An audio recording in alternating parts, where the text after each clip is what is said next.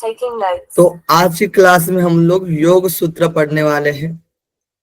योग सूत्र में हम लोग कुछ सूत्र को देखा था हम लोगों ने समाधि पाद में। अब आगे देखेंगे।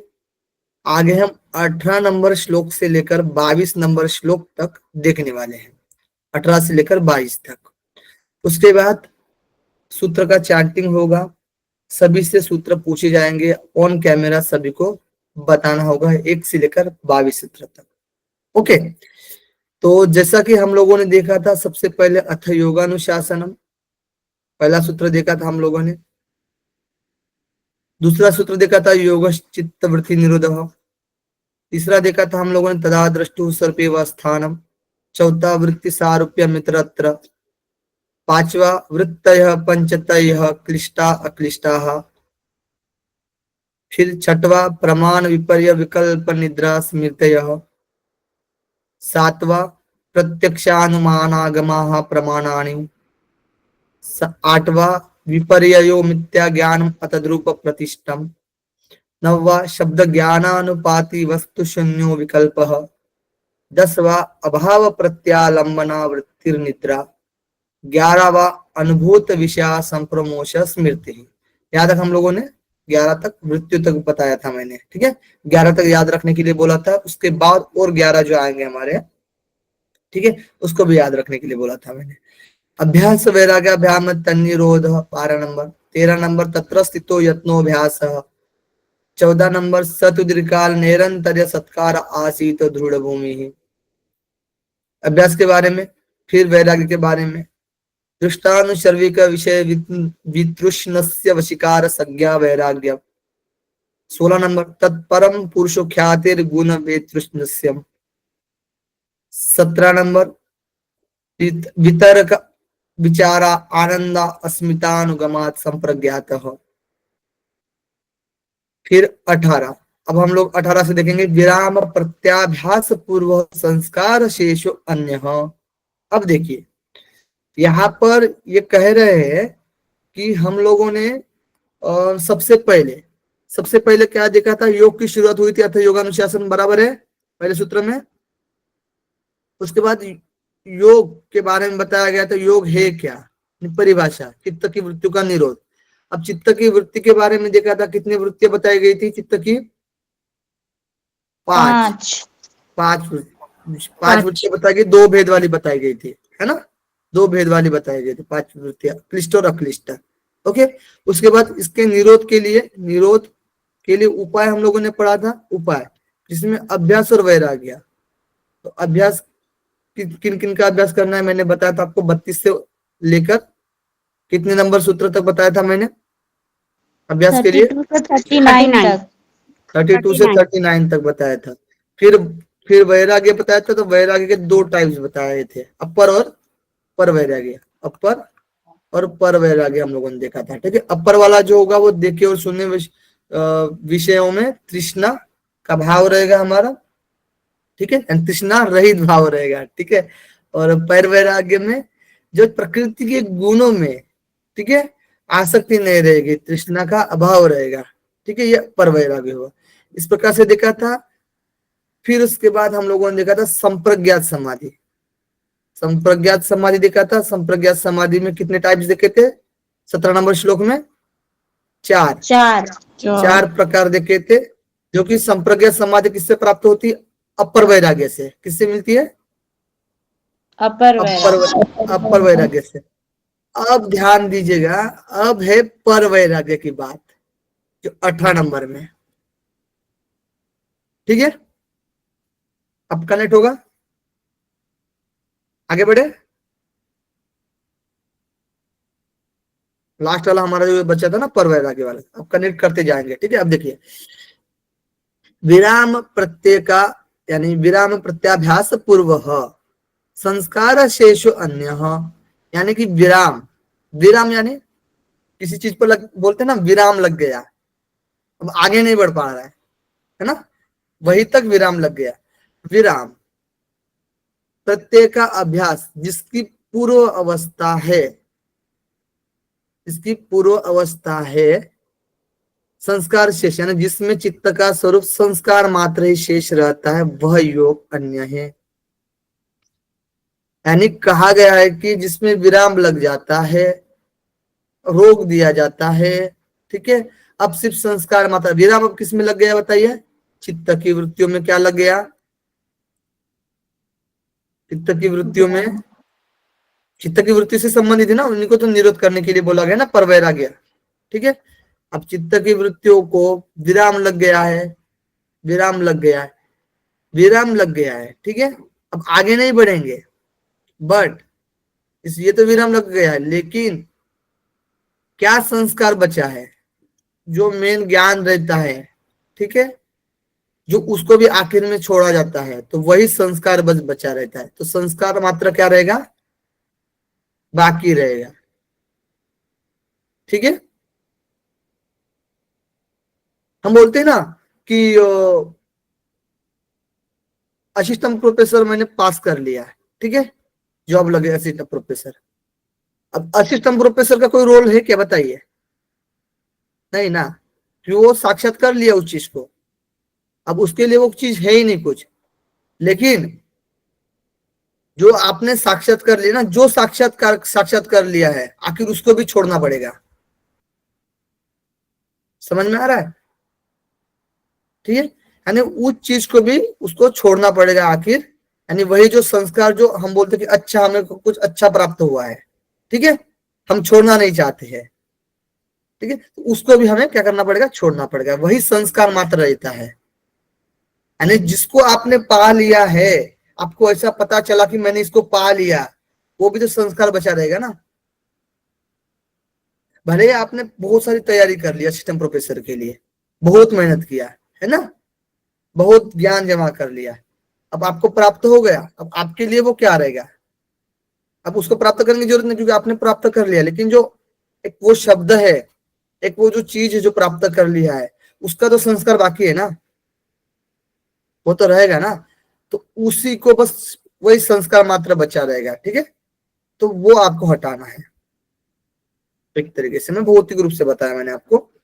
अब देखिए, सब वृत्तियों का निरोध हो जाता है, तब विराम उसका कारण पर वैराग्य, उसका कारण क्या रहेगा? पर वैराग्य, जैसे कि मैंने बताया, उसकी पुनः पुनः आवृत्ति से, पर वैराग्य की पुनः पुनः आवृत्ति से जो संस्कार शेष है, जिस स्थिति में संस्कार शेष रह जाते हैं, वह संप्रज्ञा से भिन्न असंप्रज्ञात समाधि। तो किस में शेष बचे रहते बताइए? संस्कार असंप्रज्ञात में। अब ये संप्रज्ञात में जो चार बताए थे ना हम लोगों ने चार बताए थे ना, भूत, सूक्ष्म यानी स्थूल, सूक्ष्म, इंद्रिय, और बताया गया था जीवात्मा। इनसे जब हम परे जाते हैं, ठीक है, संप्रज्ञात से परे जाते हैं, जब असंप्रज्ञात में आते हैं, तो जो चीज का हमने साक्षात्कार कर लिया वो एक संस्कार शेष रहता है, तो उसको भी आखिर में छोड़ना पड़ेगा, ठीक है, तो वही संस्कार शेष रहेगा। किसका संस्कार शेष रहेगा? वह पर वैराग्य का, ठीक है। पर वैराग्य के द्वारा क्या किया हम लोगों ने? विराम कर लिया, सब चित्त वृत्तियों को निरोध कर लिया, ठीक है, उसका कारण पर वैराग्य है। उसकी पुनः पुनः आवृत्ति से जो संस्कार, जिस स्थिति में संस्कार शेष रह जाता है, वही क्या है? असंप्रज्ञात समाधि है। ओके, यहाँ पर देख सकते हैं व्यास भाष्य में इतना ही है। देखिए, चित्त की सभी वृत्तियों के अस्त हो जाने पर संस्कार ही जिसमें शेष रहते हैं, ऐसा चित्त का निरोध असंप्रज्ञात समाधि है।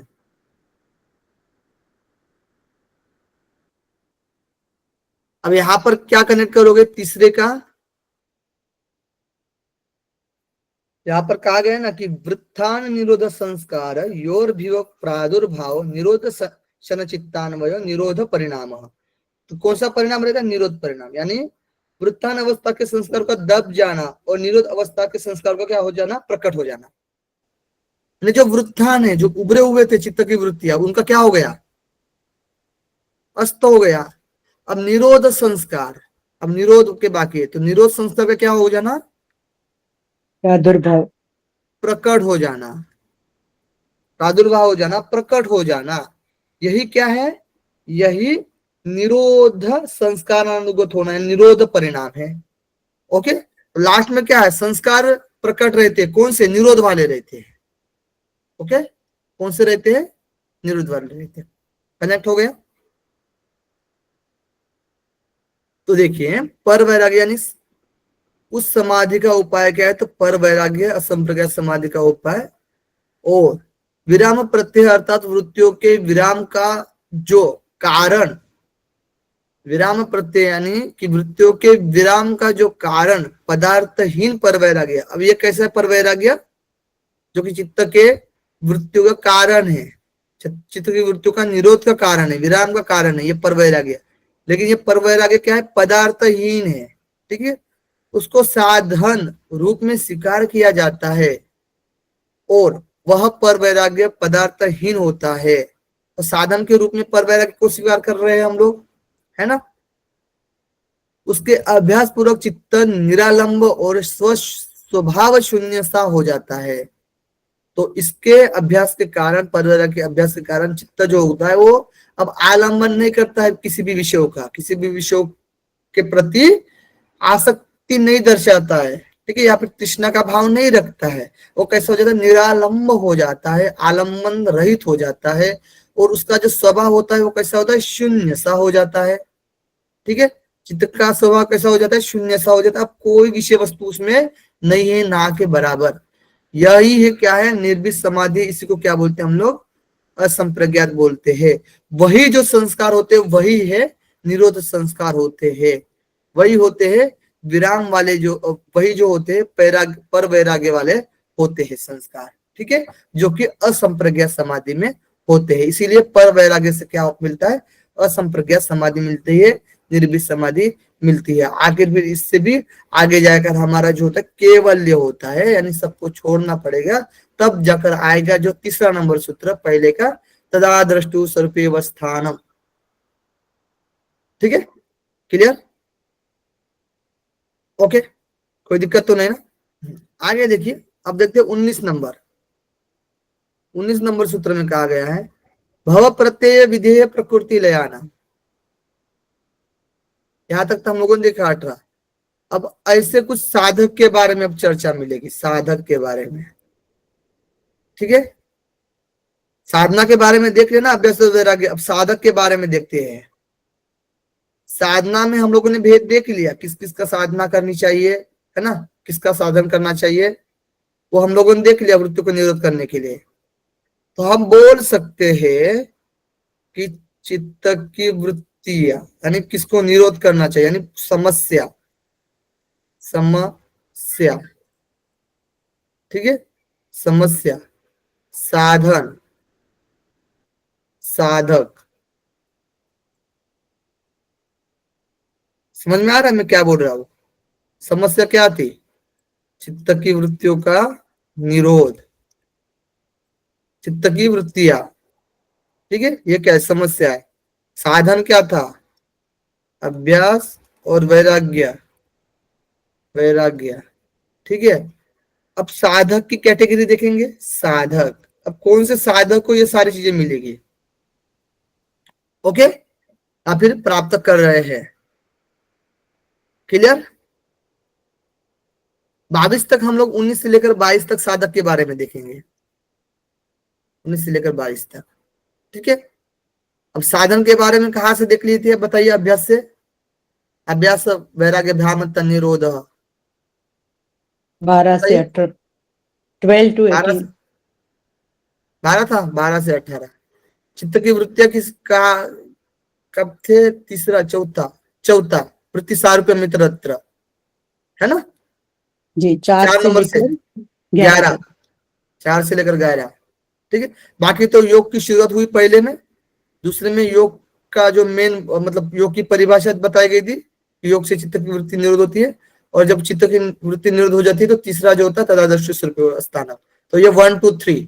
ठीक है, बोलते हैं ना हम लोग 1 2 3 स्टार्ट, है ना, कोई भी काम के लिए पहला दूसरा तीसरा नंबर देते हैं। तो पहला दूसरा तीसरा नंबर में पूरी चीजें बताई गई थी। फिर 4 से 11 तक जो समस्या होती है उसके बारे में बताया गया था। फिर 12 से 18 तक उस समस्या का समाधान के लिए क्या साधन यूज किया जाएगा उसके बारे में बताया गया था। फिर कौन जल्दी प्राप्त कर सकता है वो समाधि, ठीक है, उन चित्त की वृत्तियों को जल्दी निरोध कर सकता है ना, और समाधि प्राप्त कर सकता है, तो वो 19 से 22 साधक की विशेषता बताएगी। यहां तक क्लियर है? नो डाउट, नहीं होना चाहिए आप लोग को डाउट। ठीक है, अलग अलग तरीके से भी चीजें बताई जा रही है, आप लोग को कुछ नया सीखने के लिए मिला होगा आप लोग को, है ना। ओके, चलिए, रिद्धि जी, निखिल जी, ज्योति जी, अनुज। देखिए, तो अब देखते साधक के बारे में। तो भव प्रत्ययो विधेय प्रकृति लया नाम, यानी विधेय और प्रकृति लय योगियों को भव प्रत्यय कहलाते हैं, भव प्रत्यय कहलाते हैं। अब देखिए, एक होता है विदेह, विदेह, देह और वी, ठीक है। दूसरा होता है प्रकृति लय, प्रकृति लय, प्रकृति और लय, ठीक है। ये दोनों जो होता है भव प्रत्यय, भव प्रत्यय, भव प्रत्यय, प्रत्यय। देखिए, अब देखिए आप लोग, विदेह मतलब कि देह नस्लेला, मतलब देह जो इसका देह नहीं है, ठीक है, देह के बिना है, ऐसा साधक, ऐसा साधक। प्रकृति लय यानी प्रकृति को लय कर दिया है, ऐसा साधक, ठीक है। ये दोनों भी वंचित है अभी फिलहाल, मतलब कि पूरी तरीके से मुक्ति प्राप्त नहीं किए हैं, लेकिन हाँ, ये जल्दी ही प्राप्त करने वाले हैं, ठीक है। ये क्या करने वाले हैं? जल्दी ही प्राप्त करने वाले हैं। इन दोनों को भव प्रत्यय के कैटेगरी में रखा जाता है। किस में रखा जाता है? भव को जो पार करने वाले हैं, भव को पार करने वाले हैं, उन कैटेगरी में रखा जाता है। भव यानी इन संसार सागर को पार करने वाले हैं, ठीक है। इन कैटेगरी में दोनों को रखा जाता है। अब इसको थोड़ा समझ लेते हैं हम लोग राजभाषा के अकॉर्डिंग। देखिए, भव मतलब होता है शरीर आदि संसार, शरीर आदि संसार हो गया। प्रत्यय का मतलब हो गया कि उसका जो यथार्थ ज्ञान, यानी शरीर आदि जो संसार है उसका जब यथार्थ ज्ञान हो जाता है, उसी को क्या बोलते हैं हम? प्रत्यय। प्रत्यय यानी जानना किसी विषय को, प्रत्यय बोलते हैं ना। तो उसका यथार्थ ज्ञान, उससे जो समाधि होती है वह भव प्रत्यय नामक असंप्रज्ञात समाधि होती है। तो असंप्रज्ञात समाधि जो पर वैराग्य से होती है, वो हमारे भव प्रत्यय से भी होती है। जो समाधि बोलते हैं वो भव प्रत्यय नामक असंप्रज्ञात होती है, ठीक है। कौन सी होती है? भव प्रत्यय नामक असंप्रज्ञात समाधि होती है। जो शरीर आदि जो संस्कार को जो जान लेता है यथार्थ रूप से, ठीक है, उसको भव प्रत्यय नामक असंप्रज्ञात समाधि मिलती है। क्लियर? अब इसमें जो आता है कि विदेह आता है। विदेह यानी जो देह से अपना स्वामित्व हटाकर ईश्वर का स्वामित्व मानते, यानी देह को अपना स्वामित्व मानते ही नहीं। ये तो देह क्या है? नाशवान है ना। और प्रकृति लय, प्रकृति लय किसको बोलते हैं हम लोग? जब सत्व रजतम प्रकृति के जो गुण होते हैं, इसमें जब वो क्या जानता है? विकृति जानता है। ये विकृत होने वाले, ये नष्ट होने वाले अहंकार, तन्मात्र, ये सारी चीजें, ठीक है, जो तल्लीनता पूर्वक जानकर इनमें क्या करता है? दोष देखता है और उस ईश्वर की क्या कर लेता है? उपासना कर लेता है। इसी को बोलते हैं हम प्रकृति लय, यानी प्रकृति से अब लय हो गया वो, ठीक है। प्रकृति से क्या हो गया? प्रकृति को लय कर दिया अभी। अब उसके लिए कोई मायने नहीं करता ये प्रकृति। सत्व तम गुण ये कैसा भी है, दोष दोष नजर आता है सब में, ठीक है। तो वो क्या कर दिया? प्रकृति एक तरीके से लय कर दिया। इसी को प्रकृति लय बोला जाता है, प्रकृति लय योगी बोला जाता है। और जो अपने देह का स्वामित्व हटाकर जब ईश्वर की उपासना में रहता है, यानी अपने देह में दोष समझता है, यानी देह क्या है? नाशवान है, परिवर्तनशील है, हर बार परिवर्तन होता रहता है। तो इसमें क्या ही आसक्ति रखना है ना। इसमें आसक्ति रख कर भी क्या फायदा? ये तो नाशवान होने वाला ही है। तो उसको बोलते हम लोग विदेह योगी, ठीक है। विदेह योगी और प्रकृति लय योग, इनको भव प्रत्यय असंप्रज्ञा समाधि की कैटेगरी में रखा जाता है। क्योंकि ये जो दोनों प्रकार के योगी जो होते हैं ना, संसार शरीर आदि जो संसार है ना, उसमें क्या पाते हैं? उसमें शरीर आदि संसार में एक तरीके से यथार्थ ज्ञान की प्राप्ति करते हैं यानी कि रज्जू में जो हम लोग सर्प देख रहे हैं, सर्प देख रहे हैं, वो सर्प ना देखते हुए रज्जू ही देख रहे हैं, रज्जू का रज्जू। यानी इस जगत में हम लोग क्या देख रहे हैं, इस जगत को ही सत्य समझ रहे हैं। तो जगत को सत्य ना समझते हुए ये तो माया है, ये तो क्या है, माया है। किसकी है? तो ब्रह्म की क्या है, माया है। तो एक में इस जगत को क्या देख रहे हैं हम लोग, ब्रह्ममय देख रहे हैं। ठीक है, क्या देख रहे हैं, ब्रह्ममय देख रहे हैं, जिसकी वजह से इन शरीरादि संसार को वो यथार्थ जान लिया है। इसीलिए अपने जो देह में जो दोष होते, देह जो होता है परिवर्तनशील है, विनाशकारक है, इसलिए इसमें भी दोष पा लिया है। और ये जो सत्व तम जो भी गुण होते हैं हमारे, ठीक है, उसमें भी क्या पाया है, इसलिए दोष पाया है। और ठीक है, पाने की वजह से और जगत को यथार्थ रूप को जानने की वजह से और ब्रह्ममय है समझने की वजह से उस व्यक्ति को भव प्रत्यय नामक असंप्रज्ञात समाधि प्राप्त होती है। क्लियर हो गई बात? ओके,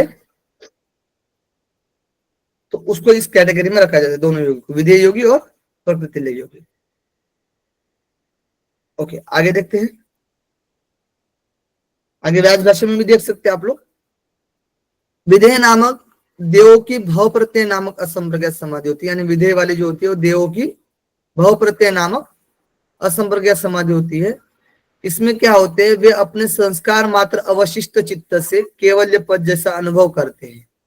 तो इनका जो होता है ना वो संस्कार मात्र, संस्कार, भाई देखो मैंने क्या बोला था, असंप्रज्ञात समाधि में क्या है,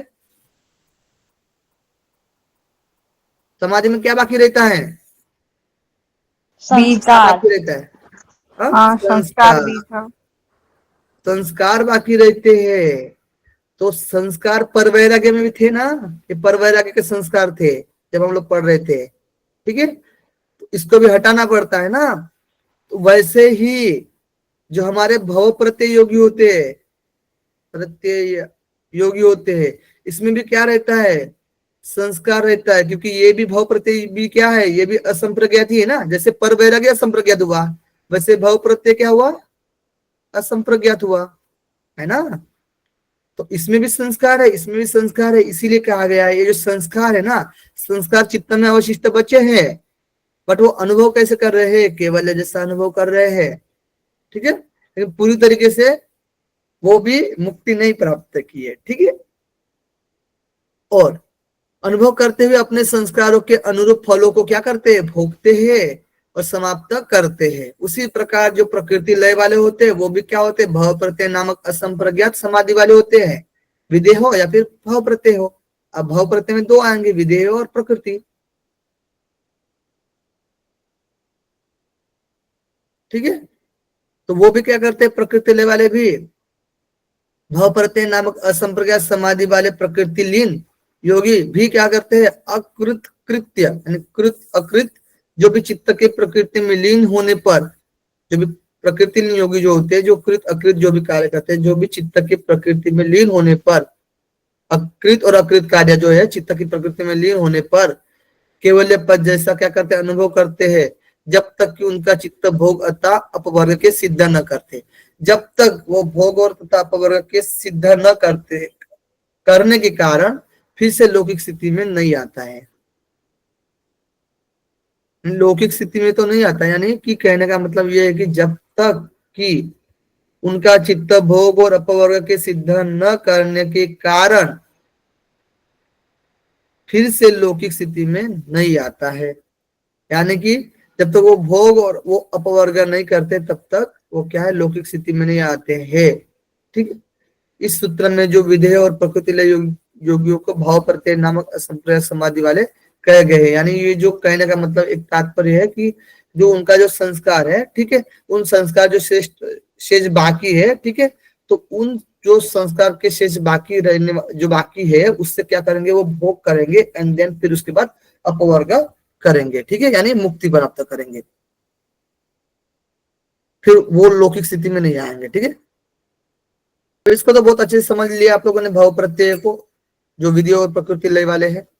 अब देखते हैं हम लोग और अन्य वाले देख रहे थे, असंप्रज्ञात वाले, ये भी कहा जाता है, इसको थोड़ा सा और अन्य नाम बताया जाता है, उपाय प्रत्यय। भव प्रत्यय हो गए ना वो। अब ये उपाय प्रत्यय वाले हैं। देखिए 20 नंबर में, श्रद्धा वीर्य स्मृति समाधि प्रज्ञा पूर्वक इतरेशा, यानी श्रद्धा है, वीर्य है, स्मृति है, समाधि है और प्रज्ञा है। ठीक है, कितने हैं? 5 है। पूर्वक इतरेशा यानी कि दूसरे साधकों को, यानी जो अन्य और साधक रहते हैं उनको निरोध रूप योग, वही निरोध रूप योग श्रद्धा वीर्य स्मृति समाधि और प्रज्ञा पूर्वक कर्म से सिद्ध होते हैं। ठीक है, क्या होते हैं? कर्म से सिद्ध होते हैं। चलिए देख लेते हैं हम लोग इसमें व्यास भाष्य में। तो विदेह और प्रकृति वाला पहले हम लोगों ने देख लिया था। प्रकृति लय योगियों से भिन्न जो रहता है वो असंप्रज्ञात समाधि, भिन्न भिन्न योगियों की असंप्रज्ञात समाधि, यानी इनकी भी तो होती है लेकिन और भिन्न जो योगी होते हैं उनकी भी असंप्रज्ञात समाधि के लिए बोला गया है कि रुचि यानी श्रद्धा, वीर्य यानी उत्साह, श्रद्धा वीर्य स्मृति यानी स्मरण, श्रद्धा वीर्य स्मृति समाधि यानी एकाग्रता, और प्रज्ञा यानी ऋतंभरा प्रज्ञा। ठीक है, पूर्वक होती है। देखिए यानी कि उपाय प्रत्यय नामक असंप्रज्ञात समाधि योगियों की होती है। नाम लिख लीजिए, उपाय प्रत्यय। मैंने क्या बोला था? उपाय प्रत्यय नामक असंप्रज्ञात समाधि योगियों की होती है, योगियों की होती है। ठीक है, विधेय और प्रकृति लय योगियों से भिन्न योगियों की होती है, यानी इन दोनों से कौन सी होती है? वो भिन्न होते हैं, जो अभी हम बता रहे हैं, श्रद्धा वीर्य स्मृति समाधि प्रज्ञा पूर्वक। ठीक है, इनको उपाय प्रत्यय नामक बोला गया है। क्वेश्चन आएगा ऐसे, ऐसे आएगा भव प्रत्यय, भव प्रत्यय, भव प्रत्यय में कौन कौन आएंगे बताइए? भव प्रत्यय में विदेह प्रकृति लय होगी। विधेय और प्रकृति लय, प्रकृति लय। ठीक है, और उपाय प्रत्यय बोला जाएगा, उपाय प्रत्यय योगी। इसमें आएगा श्रद्धा वीर्य स्मृति समाधि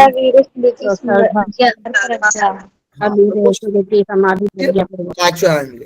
ठीक है, तो उनकी जो होती है ना, इनसे भिन्न होती, तो कहा गया कि उन योगियों को श्रद्धा, श्रद्धा ने चित्त की अभिरुचि अर्थात तीव्र इच्छा होना, वह माता के समान कल्याणकारी, योगी क्या करते हैं? रक्षा करते हैं। श्रद्धालु, विवेक विवेक अभिलाषी योगियों को बल उत्साह प्रयत्न प्राप्त होता है। श्रद्धा वीर्य हुआ। ठीक है, यानी उनको उत्साह पूर्वक क्या होगा? प्राप्त होगा। सबसे पहले तो श्रद्धा, श्रद्धा से यानी चित्त की अभिरुचि की वजह से जो माता के समान कल्याणकारी होती है, पहला हुआ, ये पहला। दूसरा क्या हुआ? योगी को बल यानी वीर्य यानी बल की वजह से उत्साह प्रयत्न पूर्वक प्राप्त होता है, दूसरा। इस प्रकार के बल युक्त योगी को क्या मिलेगा? फिर तीसरा स्मृति अर्थात पूर्व काल में किए योग के अनुभव की स्मृति उपस्थित होती है। पूर्व काल में जो भी कर्म किया होगा योगी, उसको स्मृति में क्या होता है? उपलब्ध होता है, तीसरा। चौथा क्या बोला गया? समाहित चित्त वाले योगी को प्रज्ञा विवेक प्राप्त होता है। ठीक है, यहाँ पर तो पांचवा ही बोला गया, विवेक वाला बोला गया, प्रज्ञा विवेक मैं बता रहा हूँ। ठीक है, समाहित चित्त वाली योगी को प्रज्ञा विवेक प्राप्त होता है, जिसके द्वारा वह वस्तु को यथार्थ रूप में जान लेता है।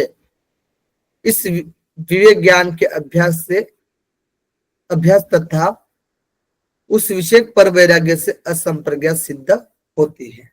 ठीक है, यानी कि स्मृति का होने के बाद, स्मृति अर्थात पूर्व काल में किए योग के अनुभव की स्मृति उपस्थित होना, उसके बाद क्या होगा? उनका उस पर उनका क्या होगा? जो समाधि में चौथे नंबर पर क्या है? यहाँ पर समाधि लिखेंगे। समाधि में क्या होगा? चित्त फिर एकाग्र होने लगे। क्या होगा बताइए? चित्त फिर एकाग्र होने लगेगा, समाहित चित्त समाधि से संबंधित पकड़ेंगे। तो उस चित्त एकाग्र हो रहा है, समाहित चित्त हो गया, तो उसके वजह से जो होता है योगी को प्रज्ञा विवेक प्राप्त होता है। क्या होगा? पांचवा, प्रज्ञा विवेक प्राप्त होगा, यानी उसकी बुद्धि क्या होगी? अंतिम स्थिति वाली होगी। सूत्र नंबर बताइए, अंतिम स्थिति वाली होगी बुद्धि। ऋतुम्भरा तत्र प्रज्ञा। ऋतंभरा तत्र प्रज्ञा। और एक ये नंबर कौन सा है बताइए? निर्विचार वैशारद्य अध्यात्म प्रसाद। ये सूत्र संख्या बताइए, ऋतंभरा तत्र प्रज्ञा 52। है। 52 कहाँ से आएगा? कुछ भी मतलब 51 के अंदर ही है वो। सॉरी 48 सॉरी 51 सूत्र है। 48 48 बराबर है। 47 ही है। क्या 1 या 7 या 8 है? 8 है सर, 48 48 में, ठीक है। और एक बताइए जिसकी बुद्धि अंतिम स्थिति वाली होती है, अंतिम स्थिति वाली ऋतंभरा तत्र प्रज्ञा तो हो गया, और अंतिम स्थिति वाली होती है उसकी बुद्धि प्रज्ञा विवेक। ये 51 का ना? हाँ तस्यापि निरोधः सर निरोधः निर्विजय समाधि सर। एक बार बोलिए। तस्सी निरोधे सद निरोध समाधि न। निरोधः निर्विजय समाधि सर। निर्विचार साधन वैशारद्य पाद में जाइए, अध्यात्म प्रसाद। साधन पाद में जाइए, 27 नंबर श्लोक है क्या, देखना जरा। तस्य सप्तधा प्रांत भूमि प्रज्ञा। प्रज्ञा है ना, 27। 27, ठीक है। तो ये ऐसे कनेक्ट करते जाना आप लोग, ओके। अंतिम स्थिति वाली होती है उसकी बुद्धि जो होती है, ऋतंभरा प्रज्ञा होती है, ठीक है, प्राप्त होती है, जिसके द्वारा वह वस्तु को यथार्थ रूप से जान लेता है। इस विवेक ज्ञान के अभ्यास से ही तथा उस विषयक पर वैराग्य से क्या मिलेगा? असंप्रज्ञात समाधि सिद्ध होती है, ठीक है। यानी इस विवेक ज्ञान के अभ्यास से तथा उस विषयक पर वैराग्य से, यानी जो विषय है अब उसमें भी क्या हो रहा है? पर वैराग्य हो रहा है। इससे क्या मिलेगी? इनको असंप्रज्ञात समाधि मिलेगी, ठीक है, क्लियर। तो ये सिस्टमेटिक मिलती है। श्रद्धा, जब चित्त में क्या होती है? अभिरुचि आएगी, श्रद्धा आएगी, श्रद्धा का भाव, श्रद्धा वीर्य, श्रद्धा का भाव आया तो हमारी जो बल उत्साह होगा, है ना, वीर्य बचेगा हमारा, जिससे क्या होगा? श्रद्धा वीर्य स्मृति, तो बल रहेगा तो क्या होगा? हम अच्छे से सोच पा सकते हैं ना, स्मृति यानी अनुभव कर पा सकते चीजों को, तो वो जो पिछले जो अनुभव होते हैं वो अनुभव आएंगे, श्रद्धा वीर्य स्मृति समाधि। तो फिर क्या होगा? जब अनुभव कर पा रहे चीजों को तो हमारा चित्त क्या होगा? हो पाएगा समाहित हो पाएगा, उसको कनेक्टिविटी कर पाएगा, एकाग्र हो पाएगा, ठीक है। जिसकी वजह से जब एकाग्र हो जाएगा तो प्रज्ञा क्या होगी? अंतिम स्थिति वाली होगी, है ना। उसमें क्या होगा? विवेक होगा ना, उस प्रज्ञा में क्या होगा? विवेक होगा, उस बुद्धि में क्या होगा? विवेक होगा। वो अंतिम स्थिति वाली होगी, लास्ट वाली स्टेज वाली होगी, है ना। अब उसका चित्त क्या होगा? एक तरीके से मतलब स्थिर हो गया है, परिपूर्ण, ठीक है। अब बाकी विषय वस्तु है ही नहीं, अब आ ही नहीं रहे, जैसे कि परवैराग्य जैसे, ठीक है, विषय हो जाता है वो, इसीलिए इसको बोला जाएगा। ये भी किस में आएंगे? फिर असंप्रज्ञा समाधि में आएगा, ठीक है। इस प्रकार से योगियों को उपाय प्रत्यय नामक असंप्रज्ञा समाधि मिलती है, क्लियर। आगे देखिए आप लोग, अब देखिए ये तो हो गया 20 नंबर तो हो गया हमारा, 21 और 22 को देख लेते हैं। जिनके साधन की गति तीव्र है उनकी निर्वित समाधि शीघ्र सिद्ध होती है।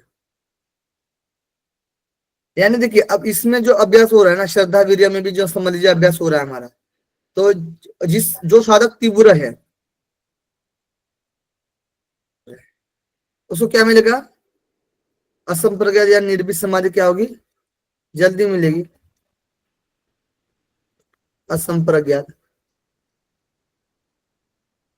जल्दी मिलेगी ना। समझ लीजिए क्लास में ऐसे लोग होते हैं ना जो कुल लोअर मिडल एंड अपर होते हैं, ठीक है। यानी कि कोई कोई चीज को समझ लीजिए, जैसे आप में से भी बहुत लोग होंगे लोअर मिडल अपर वाले, ठीक है, जो जो एकदम मतलब कॉन्शियस होकर पढ़ रहा है ना, चीजों को नोट डाउन कर रहा है और समझ पा रहा है और अच्छे से अंदर से, ठीक है, तो उसको जल्दी समझ में आ रहा है चीजों को, वो अपर लेवल में आएंगे, उच्च लेवल में, तो आप ही रिसर्च करना, ठीक है।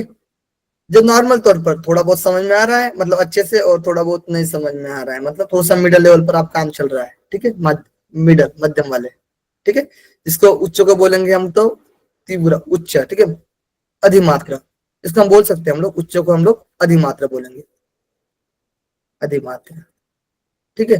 नॉर्मल लेवल पर जो मिडल वाले होंगे, मध्य, और लोअर वाले जो रहेंगे जिसको बिल्कुल ही समझ में नहीं आ रहा है, ऐसे भी होंगे ना, कुछ भी नहीं समझ में आ रहा है, सब ऊपर जा रहा है, समझ नहीं पा रहे हैं, तो उसको क्या करेंगे, मृत्यु, मृत्यु बोला जाएगा। ठीक है, जो बोला जाएगा वो बोला जाएगा। आप डिसाइड कर लीजिए किसको मृत्यु बनना है, किसको मध्य बनना है, किसको अधिमात्रा बनना है, या फिर उच्च बनना है, आप डिसाइड कर लेना। ठीक है, तो जल्दी प्राप्त करना है तो उच्च बनना पड़ेगा, इससे काम नहीं होगा, एकदम क्वालिफाई करना है तो उच्च बनना पड़ेगा। ठीक है, ये ध्यान रखना। तो शीघ्र प्राप्त करो, शीघ्र वाला जो तीव्र वाला गति वाला होगा वो जल्दी निर्विष समाधि प्राप्त करेगा, और जो तीव्र गति वाला होगा, बढ़िया से पढ़ाई करने वाला होगा, समझने वाला होगा, है ना, रेगुलर क्लास करने वाला होगा, तो उसको जल्दी ही नेट या जेआरएफ में सफलता हासिल कर सकता है।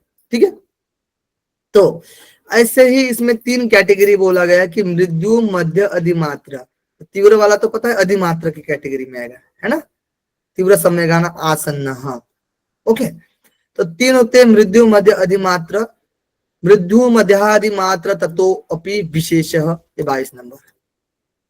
ठीक है, यानी कि साधक की मात्रा हल्की, मध्यम और उच्च होने के कारण, साधक की जो मात्रा होगी साधना की, जब साधना करता है तो उसकी मात्रा कितना विषय वस्तु को जानता है, उस पर ये करा जाएगा, देखा जाएगा ना। तो तीव्र संवेग वाले भी क्या है, यानी उस साधन की मात्रा हल्की, मध्यम और उच्च होने के कारण तीव्र संवेग वालों में भी भेद हो जाता है, तीव्र में भी भेद हो जाता है, उसमें भी छोटा बड़ा देखा जाता है। जैसे कि व्यास भाषा में देखिए, मृदु तीव्र, मध्य तीव्र और अधिमात्र तीव्र।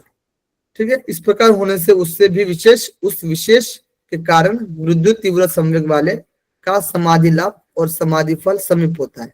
मृदु तीव्र वाले समझ लीजिए रहेंगे तो वो समाधि के समीप रहेंगे। ठीक है, लेकिन मध्य तीव्र वाले रहेंगे वो उनके और पास रहेंगे, यानी अधिक समीप रहेगा समाधि।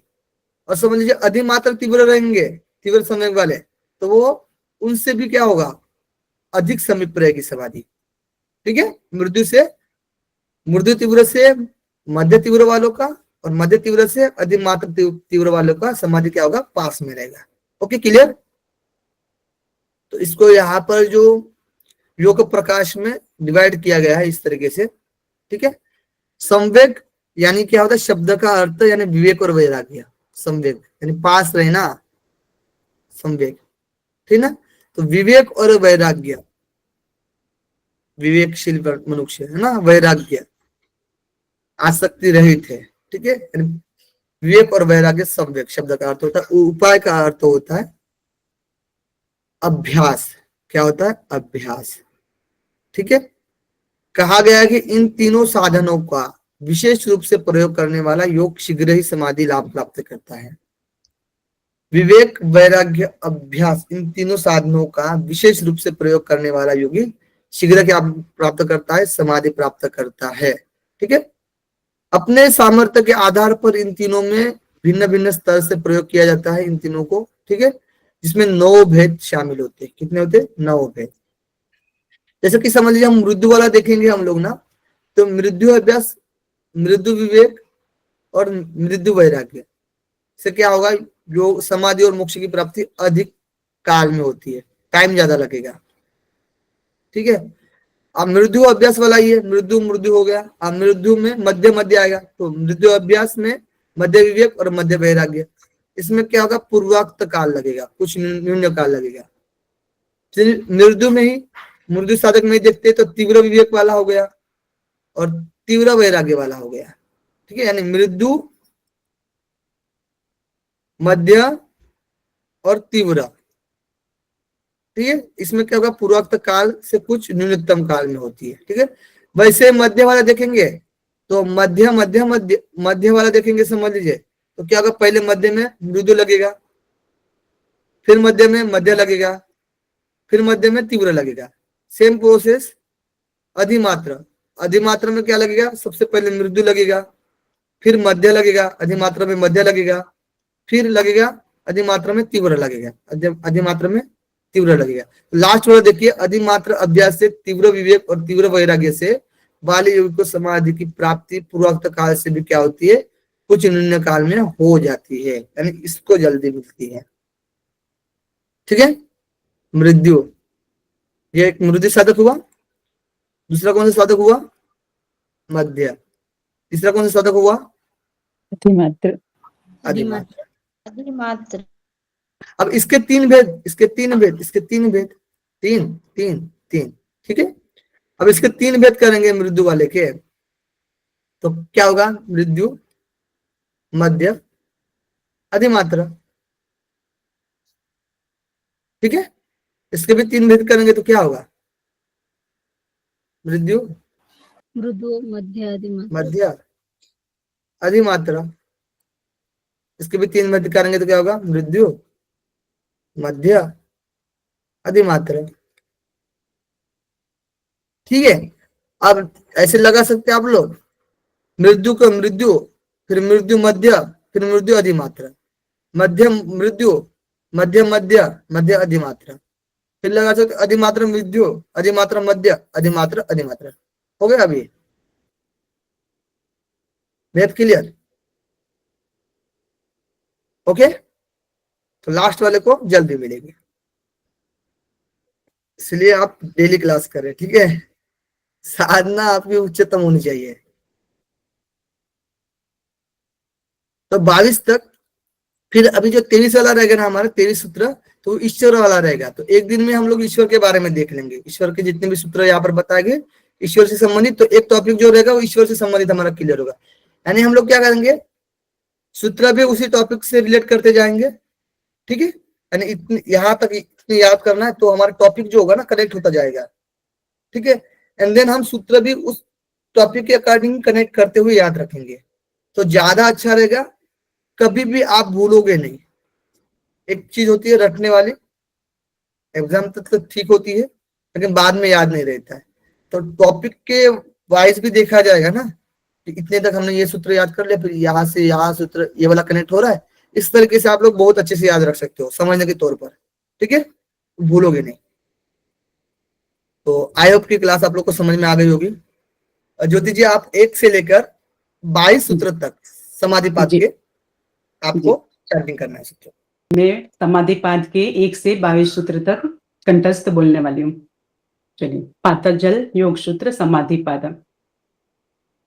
अथ योगानुशासनम योगश्चित्त वृत्ति निरोधः तदा द्रष्टु स्वरूपे अवस्थानम वृत्ति सारूप्यम मितरत्रः वृत्तयः पंचतया क्लिष्ट अक्लिष्ट प्रमाण विपर्य विकल्प निद्रा स्मृतया प्रत्यक्ष अनुमान आगमः प्रमाणानि विपर्यो मिथ्या ज्ञानम अतदरूप प्रतिष्ठम शब्द ज्ञानानुपाति वस्तु शून्यो विकल्पः अभाव प्रत्यालंबना वृत्ति निद्रा अनुभूत विषय असंप्रमोषः स्मृति अभ्यास वैराग्याभ्याम तन्निरोध तत्र स्थितो यत्नो अभ्यास सतु दीर्घकाल नैरंतर्य सत्कार सेवितो दृढ़भूमि दृष्टानुश्रविक विषय वितृष्णस्य वशिकार संज्ञा वैराग्यम तत्परम पुरुष ख्यातेर गुण वैतृष्णम वितर्क विचार आनंद अस्मिता रूपानुगमा संप्रज्ञात विराम प्रत्यय अभ्यास पूर्व संस्कार शेषु अन्यः भव प्रत्ययो विदेह प्रकृति लयानम श्रद्धा वीर्य स्मृति समाधि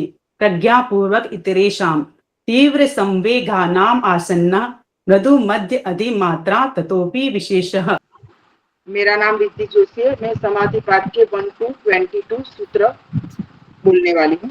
अथ योगानुशासनम योगश्चित्त वृत्ति निरोधः तदा द्रष्टु स्वरूपे अवस्थानम वृत्ति सारूप्य मित्ररत्रः वृत्तयः पंचतयः क्लिष्टा क्लिष्टः प्रमाण विपर्य विकल्प निद्रा स्मृतयः प्रत्यक्षानुमानागमा प्रमाणानि विपर्ययो मिथ्या ज्ञानम अतदुपप्रतिष्ठम शब्द ज्ञानानुपाति वस्तु शून्यो विकल्पः अभाव प्रत्ययालंबना वृत्ति निद्राः अनुभूत विषया संप्रमोषः स्मृतिः अभ्यास वैराग्याभ्यां तन्निरोधः तत्र स्थितो यत्नो अभ्यासः सतु दीर्घकाल नैरन्तर्यं सत्कारा सेवितो दृढभूमि द्रष्टानुश्रविक वितृष्णस्य वशीकार संज्ञा वैराग्यम तत्परम पुरुष ख्यातेर्गुण वैतृष्ण्यम वितर्क विचार आनंद अस्मिता रूपानुगमा संप्रज्ञातः विराम प्रत्ययाभ्यास संस्कार शेषोन्यः भव प्रत्यय विदेह प्रकृति त्रयाणां श्रद्धा विद्या स्मृति समाधि प्रज्ञा पूर्वक इतरेषां तीव्र संवेगानाम् आसन्नः मृदु मध्यादि मात्रा तत्वोपि विशेषः। हरिओम सभी को। मैं मेघा वर्मा आपको समाधि पाद के आपको सूत्र बताने वाली हूँ।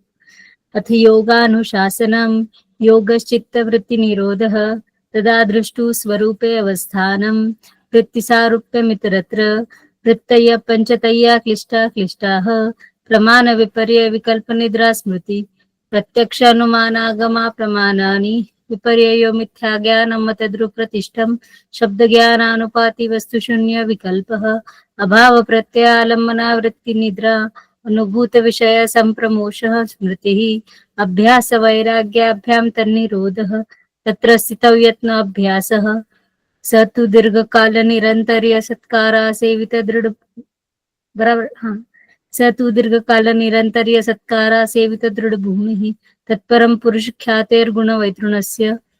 एक रह गया सर, वितर्क विचार नहीं दृष्टानुश्रवित हाँ दृष्टानुश्रविक विषय वितृणस्य वशीकार संज्ञा वैराग्यम तत्परम पुरुष ख्यातेर गुण वैतृण्यस्य। वितर्क विचार आनंद अस्मिता रूपानुगमात् संप्रज्ञातः विराम प्रत्यभ्यास पूर्व संस्कार शेषण्यः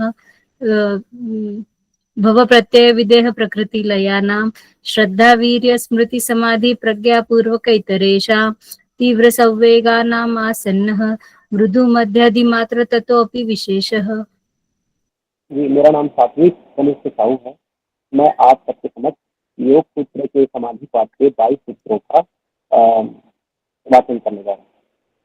जी, फर्स्ट अथ योगानुशासनम योगश्चित्त वृत्ति निरोधः तदा दृष्टि स्वरूपे अवस्थानम वृत्ति सारूप्यम इतरत्र वृत्तयः पंचत्रयः क्लिष्टा क्लिष्टा प्रमाण विपर्य विकल्प निद्रा स्मृतयः प्रत्यक्षानुमानागमा प्रमाणानि विपर्यो मिथ्या ज्ञानमतद्रुपतिष्ठम् शब्द ज्ञानानुपाति वस्तु शून्य विकल्पः अभाव प्रत्यालंबना वृत्ति निद्रा अनुभूत विषय संप्रमोषः स्मृति अभ्यास वैराग्याभ्यां तन्निरोधः तत्र स्थितौ यत्नोऽभ्यासः स तु दीर्घकाल निरन्तर्य सत्कारः सेविते दृढभूमि दृष्टानुस्मृत विषय विज्ञस्य वशीकार संज्ञा वैराग्यम तत्परम पुरुष ख्यातिर्गुणवैतृष्ण्यः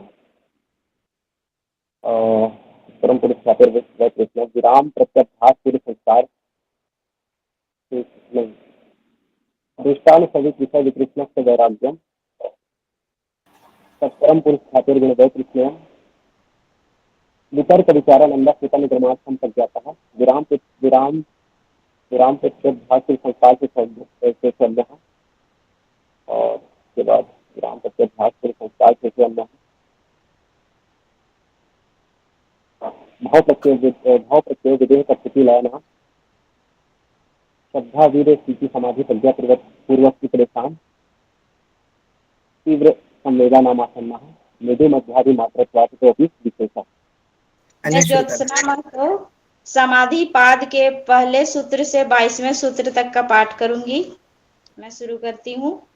अथ योगानुशासनम योगस्य चित्तवृत्ति निरोधः तदा द्रष्टु स्वरूपेवस्थानं वृत्ति सारूप्यमित्रत्र वृत्त्या पंचतया क्लिष्टा क्लिष्टा प्रमाण विपर्य विकल्प निद्रा स्मृत्यः प्रत्यक्षानुमानागमः प्रमाणानि शब्द ज्ञान अनुपाति विपर्ययो मिथ्या ज्ञानम तद्रूप प्रतिष्ठम शब्द ज्ञान अनुपाति वस्तु शून्यो विकल्पः अभाव प्रत्यय लग्न वृत्तिर्निद्रा अनुभूत विषय संप्रमोष स्मृति अभ्यास वैराग्याभ्यां तन्निरोधः तत्र स्थितो यत्नोऽभ्यासः स तु दीर्घकाल निरन्तर्य सत्कारः सेवितो दृढभूमि दृष्टानुश्रविक विषया वितृष्णस्य वशीकार संज्ञा वैराग्यम तत्परम पुरुष ख्यातिर्गुण वैतृष्ण्यम वितर्क विचार आनंद अस्मिता अनुगमात् संप्रज्ञातः विराम प्रत्यभ्यास पूर्व संस्कार से शून्यः विराम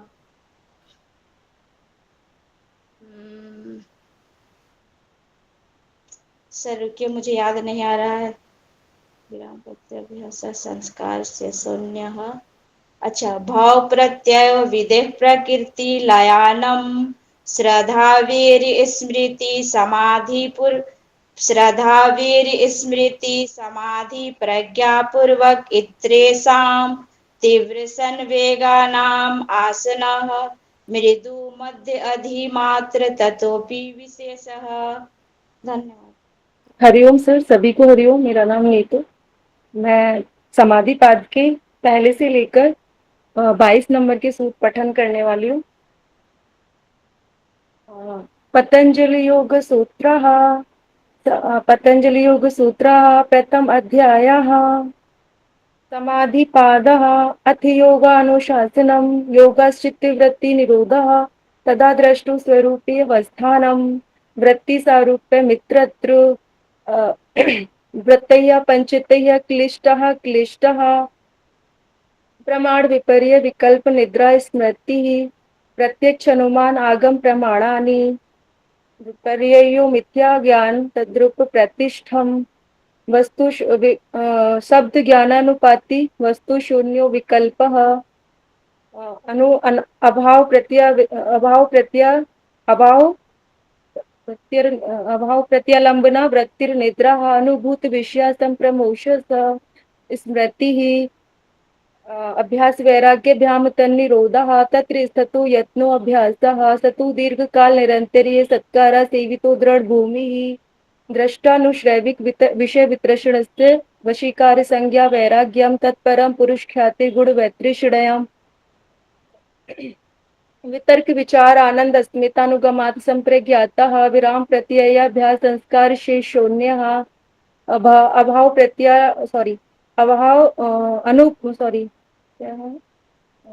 भव प्रत्यय प्रकृति लया भाव प्रत्यय विधेय प्रकृति लया नाम श्रद्धा वीर्य स्मृति समाधि प्रज्ञा पूर्वक इतरेषां तीव्र संवेगानामासन्न मृत्यु मध्याधिमात्र तोपि विशेषः। हरिओम सभी को, मेरा नाम मीनाक्षी है, मीनाक्षी बुलेरिया, और समाधि पाठ के 1 से 22 तक के श्लोक में सुनाने जा रही हूँ। अथ योगानुशासनं योगाश्चित्तवृत्तिनिरोधः तदा द्रष्टुं स्वरूपेऽवस्थानं वृत्तिसारूप्य मित्रत्र वृत्तयः पञ्चतयः क्लिष्टाः प्रमाणविपर्ययविकल्पनिद्रास्मृतयः प्रत्यक्षानुमानागमा प्रमाणानि विपर्यो मिथ्याज्ञानम् तद्रूप प्रतिष्ठम् शब्दज्ञानानुपाते वस्तुशून्यो विकल्पः अभाव प्रत्यालंबना वृत्तिर्निद्रा अनुभूत विषया संप्रमोष स्मृतिः अभ्यास वैराग्याभ्यां तन्निरोधः तत्र स्थितो यत्नोऽभ्यासः स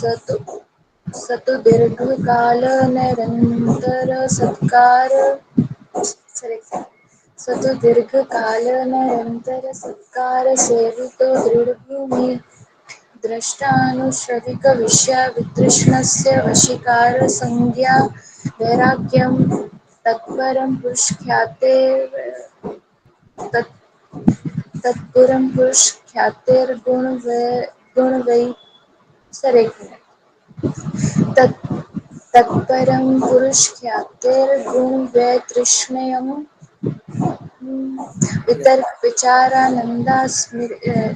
वितर्क विचारानंदा रूपानुगामत्संप्रज्ञातः विराम प्रत्याभ्यास पूर्वः संस्कार शेषोण्यः भव प्रत्यो विदेह प्रकृत्य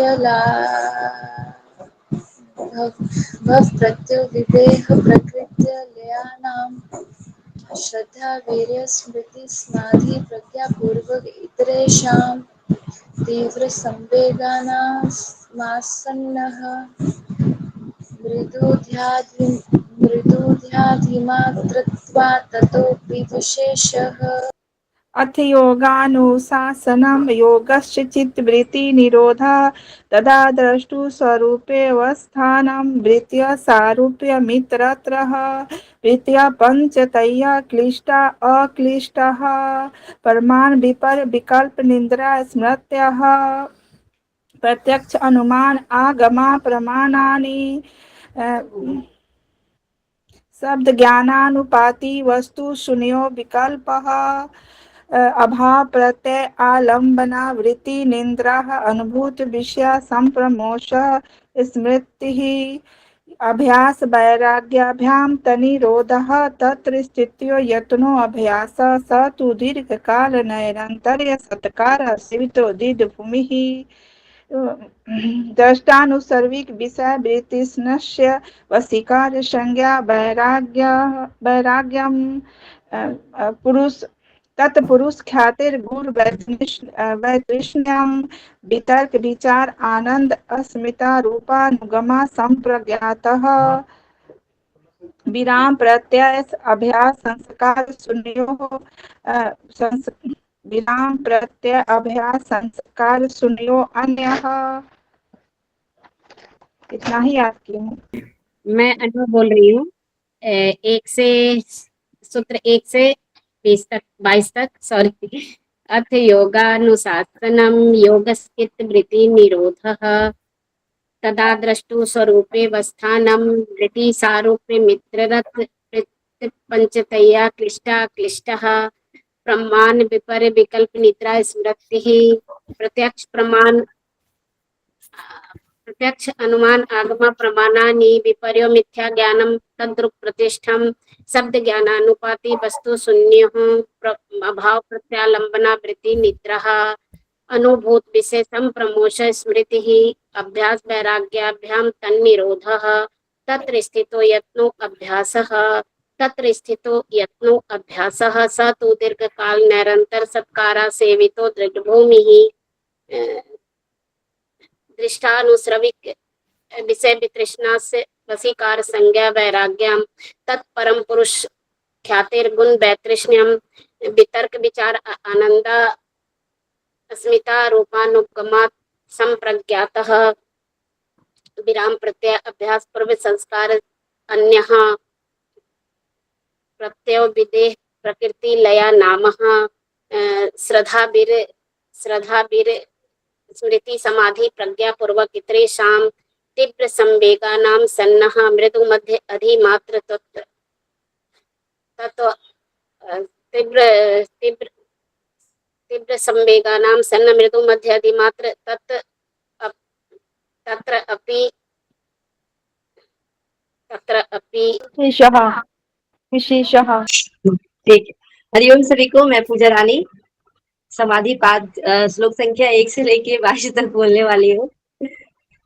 अथ योगानुशासनम योगश्चित्त वृत्ति निरोधा तदा द्रष्टु स्वरूपे अवस्थानम वृत्ति शारूप मित्र वृत्तया पंचतया क्लिष्टा क्लिष्टा प्रमाण विपर्य विकल्प निद्रा स्मृतया प्रत्यक्षानुमाना गमा प्रमाणानि विपर्ययो मिथ्या ज्ञानमत तद्रुप प्रतिष्ठम शब्द ज्ञानानुपाति वस्तु शून्यो विकल्पा अभाव प्रत्यालम्बना वृत्तिर निद्रा अनुभूत विषय संप्रमोष स्मृति अभ्यास वैराग्याभ्याम तन्निरोधा तत्र स्थितो यत्नो अभ्यास स तु दीर्घकाल निरंतर सत्कार सेवितो दृढ़भूमि द्रष्टानुश्रविक वितृष्णस्य वशीकार संज्ञा वैराग्यम तत्परम पुरुष ख्यातिर्गुण वैतृष्ण्यम वितर्क विचार नंदानुस्मिता नुगमा संप्रज्ञाता विराम प्रत्यय अभ्यास पूर्व संस्कार शेषो अन्य भव प्रत्यय विदेह प्रकृति लयानाम श्रद्धा वीर स्मृति समाधि प्रज्ञा पूर्वक इतरेषां तीव्र संवेगाना आसन मृदु मध्यादि मात्रत्वा ततो अपि विशेषा।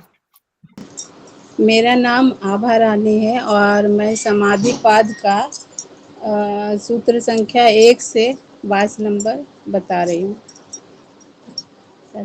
अथ योगानुशासनम योगश्चित्त वृत्ति निरोध तदा द्रष्टु स्वरूपे बरस्थानम वृत्ति स्वरूप्यमित्रत वृत्तिया पंचतीय क्लिष्टा क्लिष्टा प्रमाण विप्रय विकल्प निद्रा स्मृतिया ये प्रत्यक्ष नुगमाना प्रमाणानि विप्रयो मिथ्या ज्ञानम तद्रूप प्रतिष्ठम शब्द ज्ञानोनुपाति वस्तु शून्यो विकल्प अनुभूत विषय संप्रमोसा स्मृति अभाव प्रत्यालम्बना वृत्ति निद्रा सॉरी पहले अभाव प्रत्यालम्बना वृत्ति निद्रा उसके बाद है अनुभूता विषय संप्रमोसा स्मृति और उसके बाद अभ्यास वैराग्यम तन्निरोध तत्र स्थितो यत्नो अभ्यास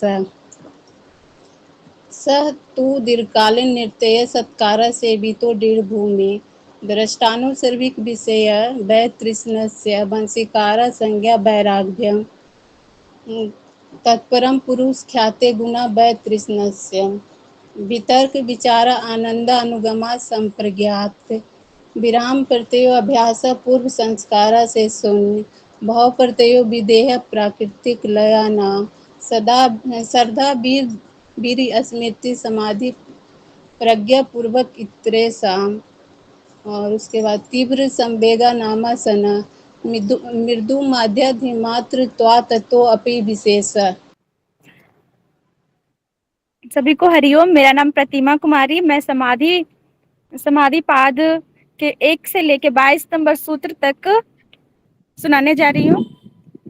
अथ योगानुशासनम योगश्चित्त वृत्ति निरोधा तदा द्रष्टु स्वरूप्यवस्थानम वृत्ति सारूप्य मित्रत वृत्तया पंचतया क्लिष्टा क्लिष्ट प्रमाण विप्रय विकल्प निद्रा स्मृतया प्रत्यक्ष अनुमानगाम परमानानि विप्रयो मिथ्या ज्ञान मद्धुर प्रतिष्ठम शब्द ज्ञान अनुपाति वस्तु शून्य विकल्प अभाव प्रत्यलम्बना वृत्ति निद्रा अनुभूत विषय संप्रमोषा स्मृतया अभ्यास वैराग्यभ्यम तनिरोधा तत्र स्थितो यत्नोऽभ्यासा स तु दीर्घकाल निरंतर सत्कार सवितो दृढ़ भूमिया द्रष्टानुश्रवक विषया वितृष्णस्य वशीकार संज्ञा वैराग्यम तत्र निर्तिस्यम सर्वज्ञ बीजम तत्परम पुरुष ख्याते रुको तत्परम पुरुष ख्याते गुणवे वितृष्णम। ठीक है। वितर्क विचार आनंद अस्मिता रूपानुगमा संप्रज्ञाता विराम प्रत्यभ्यास पूर्व संस्कार से सो अन्याय भव प्रत्यय विधेय प्रकृति लयानाम श्रद्धा वीर्य स्मृति समाधि प्रज्ञा पूर्वक इतरेसाम तीव्र संवेगा नाम आसना मृदु मध्य धी मात्र तत्व अपि विशेषा। अभी किसी ध्यानात्मक आसन में बैठेंगे, आंखें कोमलता से बंद करेंगे, लंबा गहरा श्वास भरेंगे और धीरे से श्वास छोड़ेंगे। एक और लंबा गहरा श्वास भरेंगे और धीरे से श्वास छोड़ेंगे।